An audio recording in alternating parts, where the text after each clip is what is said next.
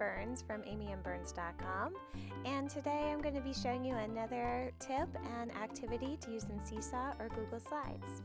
Follow me on Twitter, follow me on YouTube, and check out my new book, Using Technology with Elementary Music Approaches. Let's get started. This week's activity is a can you guess the instrument sound and match it with the picture activity, and it's for Seesaw and for Google Slides.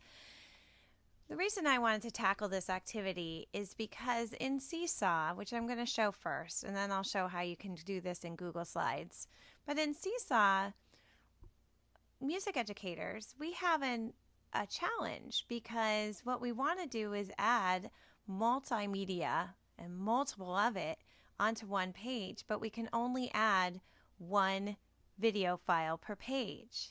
In addition, we want to upload MP3s, but we can't do that. So how do we get a sound sample like this one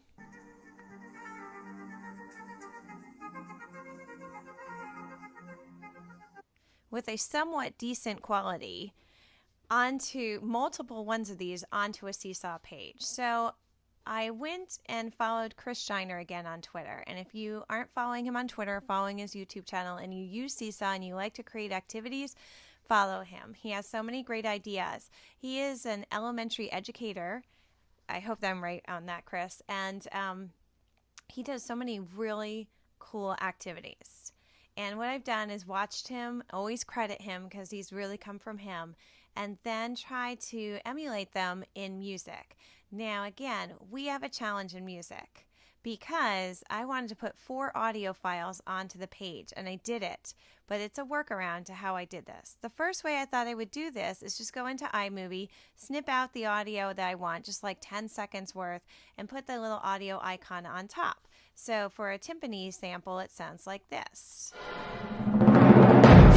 Perfect, right? So once I was done with this, it saved as a movie file. Well, I can only put 1 movie file on the page, so that wasn't going to work. I wanted 4. So how did I get around it? Because I really, it doesn't need to be movie, it needs to be audio. I just want them to hear it. So Chris had this idea he did with, I believe, CVC words, and he started with an empty page, and then he put in an audio icon like this. Okay, so he put in an audio icon like that. And then what he did was he recorded himself saying the words, and then the students were going to write those words, like cat or bat, CVC words. So I said, how can I do this? Well, I don't know how well you set up. A lot of us are music techies, and we have a whole room of setup or really good equipment, but I'm going to tell you, I'm going to work on the least amount of equipment to do this. So the best thing I have in this equipment here is my MacBook here, and I'm using iMovie, but you could use WeVideo to do this. You could use, whatever your choice, Adobe in the Spark tools, you could use that. But what I decided to do was exactly what he did, which was hit the microphone, but instead of speak into it, I'm using my Blue Spark microphone. So I am using a better mic instead of the internal microphone found in the laptop. So I'm going to hit the microphone just like he did. I'm going to go out. I'm going to put the microphone right up and hit play.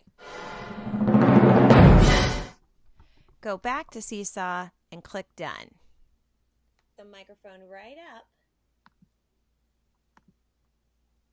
and hit play. Go back to Seesaw and now I'm here. I'm going to, you think it's a movie clip. It technically is not. So what I did was copied it and moved it over here and pasted it. The microphone right up and hit play. And you can go back to Seesaw. You can do multiple of these.